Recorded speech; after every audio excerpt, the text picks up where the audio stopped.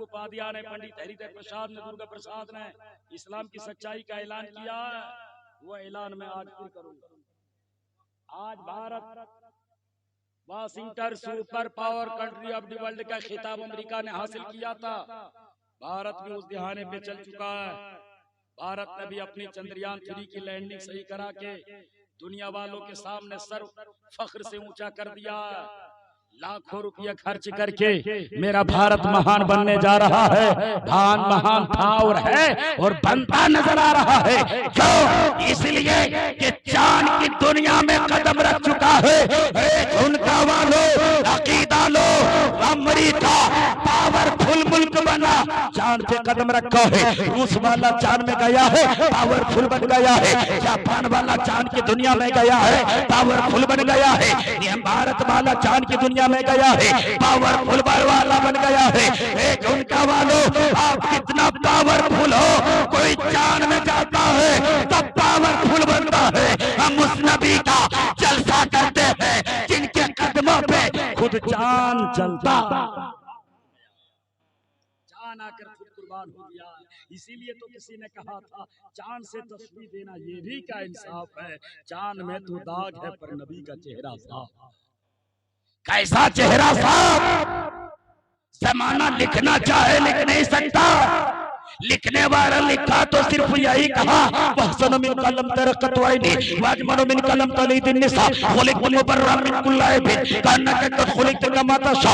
या रसूल अल्लाह, ना आपके हुस्न का जवाब, ना आपके हुस्न खूबी का जवाब, ना आपके गुफ्तार का जवाब, ना आपके किरदार का जवाब। या रसूल अल्लाह, आप भी लाजवाब है। जहां आप कयाम फरमा है वो मदीना भी लाजवाब।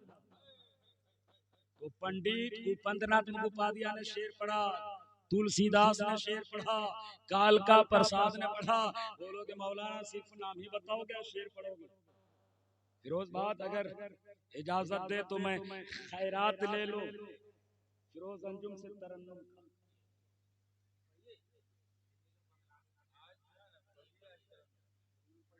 क्या पढ़ा सुन? कौन सी किताब में? रमाशंकर के 12 स्कंदी 6ठी कांडी के अंदर तुलसीदास ने जो नकल किया था उसको तुलसीदास वेद व्यास जी ने जो नकल किया था तुलसीदास ने सांचे में डाला और नबी की इश्क में मस्त होके बोला। क्या बोला? कहते यहन महत कुछ बात करा वेद पुराण सतत सदबाजू देश अरब प्रगलता सुहाए सोथल भंग सनो खगराव राजनीति परित दिखावे अपने मत सत सत समझावे वर्ष सन सब सुंदर होई जिनके बाद ना पावे को जितने सुंदर ते के सत छारी उनके बाण सुबे बहारी वो गम निगम सीधी जो पारा अपने अबावट मड मजारा तब सब मिले उद्देश्यता सोई सुसा जगत सर सरे निहाय बिना उचार विचार हनीसा भजो नाम मर मिटे कलीसा तब हर मान न माने कोई हिंदू जग गुरु ज्ञान होई तुलसी भजो भजन सत कोई बिन मोहम्मद पार होई। क्या बात है, ये हाई स्पीड वाला तरन्नुम पार कैसे होगा? कहता पढ़ना पड़ेगा लस्तम ला लस्तम मस्तम मा मस्तम लम ये पट पट तवस्यम जगवतम गुरुनम परानम परा। क्या मतलब? लिखो कलम उठा के, चतुर्वेदी हवा में नहीं उड़ता। लिखो कलम उठा के लस्तम लहा लस्तम, हुरूफ मिलेंगे 11। कितने? 11। फिर नीचे लिखो, उसके ऊपर लिखो ला इलाहा इल्लल्लाह, उसके अंदर भी हुरूफ मिलेंगे 11। माना क्या होगा? लस्तम लस्तम, नहीं है कोई माबूद, नहीं है कोई पूजने के काबिल सिवाय परमात्मा के, ला इलाहा इल्लल्लाह, नहीं है कोई माबूद अल्लाह के सिवा, मुहम्मदुर रसूलुल्लाह, मोहम्मद अल्लाह के रसूल है। मस्तम महामस्तम मोहम्मद उसके प्रिय निराशन से तर्जुमे में कोई फर्क नहीं है, अल्फाज में फर्क है। तो ये बात तो कह दी उसने अपनी किताब में। तो जब देखा तुलसीदास ने नकल किया, कबीरदास का, कबीरदास ने नकल किया, तो तुलसीदास ने नकल किया, तो गुरु नानक को रहा न गया। कौन गुरु नानक? जो महामाया के कोख से जन्म लिया, गौतम बुद्ध पाटलिपुत्र की धरती से जन्म लिया, महामाया उनकी माँ का नाम था, जन्म लिया, उसने इस्लाम की सच्चाई का ऐलान किया। कैसे?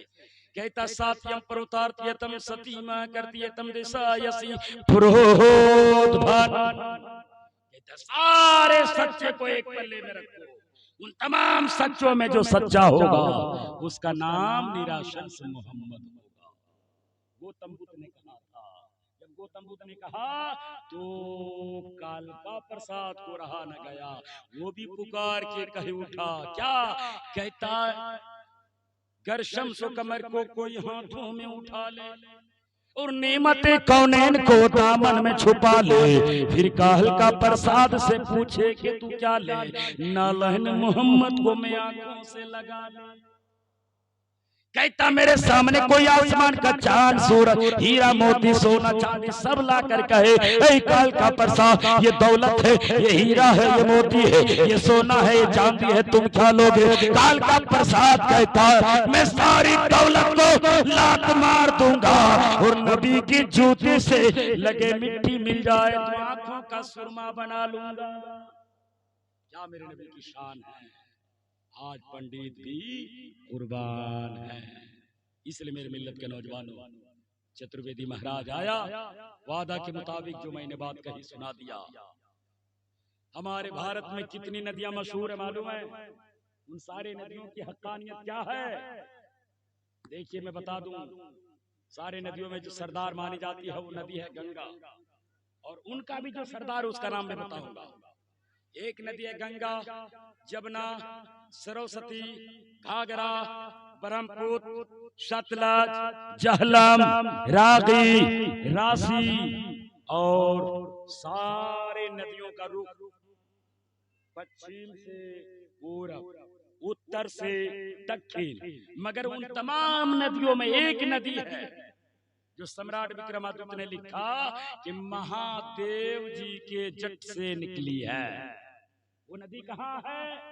वो नदी अमरकंठ में है, और अमरकंठ के बीच पत्थर के चट्टान में उसने सारे अवतारों के नाम लिखे, सबके सवारी का नाम लिखा, किसी का चूहा लिखा, किसी का गिद्ध लिखा, किसी का शेर लिखा। लेकिन जब मेरे नबी की बारी आई तो शेर और चीता नहीं लिखा, ऊँटनी लिखा, कुस्बा लिखा। बोलो नबी के आने से 2000 साल पहले लिखा। सारे राजा अपने सर पे ताज लगाएगा, वो नबी ताज नहीं इमामा बांधेगा, इमामा बांधेगा। और कहा सारे राजा सिले कपड़े पहनेंगे, वो अरब का राजा होगा जो सिले कपड़े नहीं पघिया पहनेंगे। पघिया कहते हैं बगैर सिले। कहाँ जन्म लेगा? कहाँ जन्म लेगा? अयोध्या के अंदर जन्म लेगा। रियल है अयोध्या में जन्म लेगा। अयोध्या का माना क्या हुआ? अगर माना देखोगे तो समझ में आएगा असल अयोध्या मक्का है। युद्ध का मतलब होता है लड़ाई यार, उसमें आ दाखिल कर देंगे होगा तो अयोध्या, जहां लड़ाई हराम है। अयोध्या के अंदर तो हजारों लड़ाइयां हुई है, वो असल अयोध्या नहीं हो सकता जहां लड़ाई हराम हो। शरीयत के नजर में काबे के अंदर लड़ाई भी हराम है, मदीने के अंदर जुदाई हराम है। इसलिए कहा वो आएंगे शाल मंदिर में, खजूरों वाला शहर में आएंगे, पथरीली जमीन होगी, चारों तरफ समंदर होगा, वहां वो उत्पन्न होंगे, जन्म लेंगे।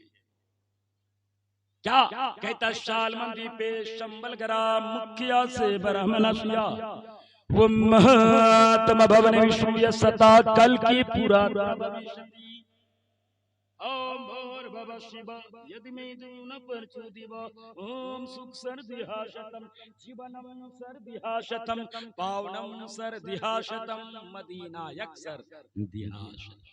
सुबह सुबह मंदिरों से आवाज आती है, तर्जुमा नहीं करता, सिर्फ आवाज आती है। तर्जुमा क्या है? कहता ओम भोर भव शिवा, वो भोरे भोर में आएंगे। यही वजह बड़े बड़े डॉक्टर, शुगर का मरीज हो, डॉक्टर बोलता भोरे भोर को चला कीजिए। ऐ डॉक्टर भोरे भोर को चलने में फायदा क्या है? जवाब देगा जिस वक्त कायनात का नबी नबी आया है वो शिफा लेकर आया है, वो रहमत लेकर आया है, वो मग़फ़िरत लेकर आया है। जब उनकी गुंबद से हवा टकरा के आएगी, कोई बीमार के जिस्म से लगेगी, बीमारी को शिफा ओम भूर्भुवः शिवा यदिमेदुयुन परचोदिवा ओम सुखवर्ष्याशतम जीवनम सर्दिहाशतम। सुख चाहते हो तो भोरे भोर उठो, निजात चाहते हो तो भोरे भोर उठो। इसलिए नमाज तो सब पढ़ता है, लेकिन फजर की नमाज की कुछ अहमियत अलग है, तो उसने जिक्र कर दिया भोरे भोर का। आगे का वो सालमन द्वीप में आएंगे, खजूरों वाला शहर में आएंगे। बरगद का जिक्र होना चाहिए, बरगद का पूजा होता है। पीपल का जिक्र होना चाहिए, पीपल के दरख्तों में देखिएगा औरतें मर्द मन्नतें मांग के धागा बांधती है, झंडे लगाते कि नहीं लगाते? क्या मंत्र पढ़ के लगाते? यदेदाय धर्म सगलानि मधुर्मश्यो तत्यार कृष्ण अवतार नियारतम तम पृथ्वी मध्यम अरण सिद्धार्थम बलवमान। क्या पढ़ते हैं?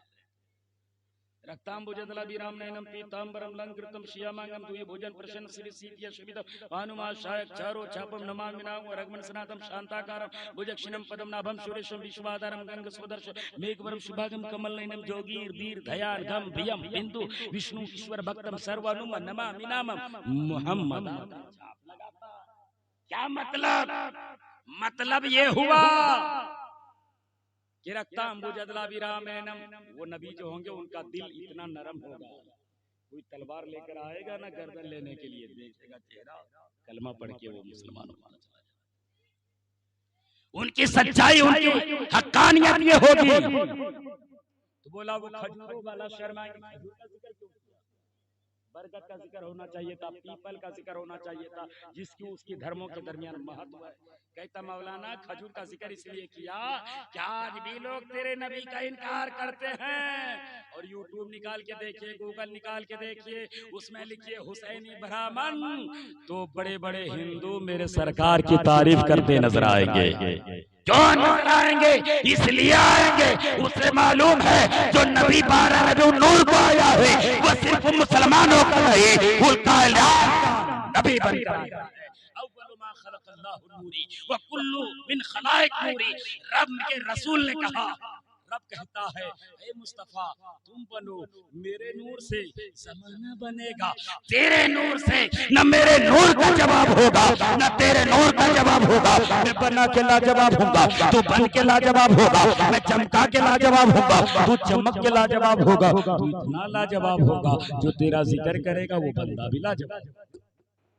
कहता खजूरों वाला शर्मा, पथरीली जमीन होगी, उनके 4 दोस्त तो आसमान में भी होंगे और 4 दोस्त तो जमीन में होंगे। आसमान में दोस्त का नाम क्या होगा? जिब्रील होगा, मिकाइल होगा, इसराफिल होगा, यमराह इजराइल होगा। उनके 4 मित्र होंगे जमीन के ऊपर। हदीस मुस्तफा है ना, अना मदीनतुल इल्म सिद्दीकुन वसासुहा उमरुन जुगरानुहा उस्मानुन सक़फुहा अलीयुन बाबुहा। मेरे नबी ने कहा जमीन पे मेरा दोस्त अबू बकर होगा, उमर होगा, उस्मान होगा, अली होगा। तो जो इनका दीवाना होगा वो रब का दीवाना होगा, वो जो रब का दीवाना होगा वो सब। आज मेरे सरकार का दीवाना है, पूरी दुनिया नजर आता है। हम मेरे सरकार का कलमा पढ़ते हैं, दीवानगी का इजहार करते हैं, ये समझो कि अल्लाह का खास करम हो रहा है। वक्त बहुत ज्यादा हो गया, गालिबन 2:30 बजने को है और मैं अब तक तकरीर करूं, मेरी माँ बहनें बोलेगी कौन सा चतुर्वेदी को बुलाया, कुटी कुटी बड़ा मनम क्या बोले कुछ समझ में नहीं आया। बाद में कहीं ऐसा ना हो ऐनुल भाई को बोलेगी कसेगी, चतुर्वेदी को बुलाने की क्या जरूरत थी। मेरे सरकार की मिलाद चतुर्वेदी को इसलिए बुलाया जाता है, कोई सवाल करे इस्लाम की सच्चाई क्या है, इस्लाम की हक्कानियत क्या है, नमाज रोजा क्या है, तेरे मोहम्मद का पता क्या, वो कहाँ आया है, असल अयोध्या क्या है, कोई बता नहीं सकेगा। लेकिन मेरे भाई चतुर्वेदी को इसलिए बुलाता है कि लोग उनकी ग्रंथों से इस्लाम की सच्चाई साबित करे।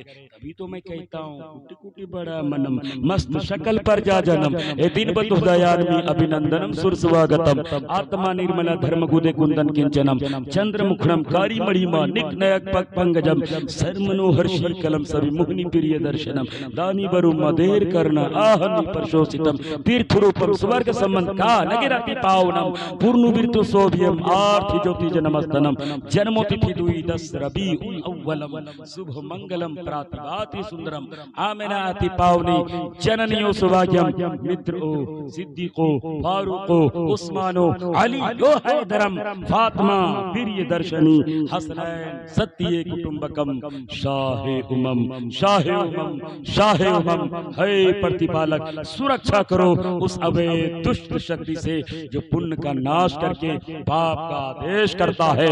हे परमात्मा हम सबको सुखी शांति का जीवन प्रदान फरमा।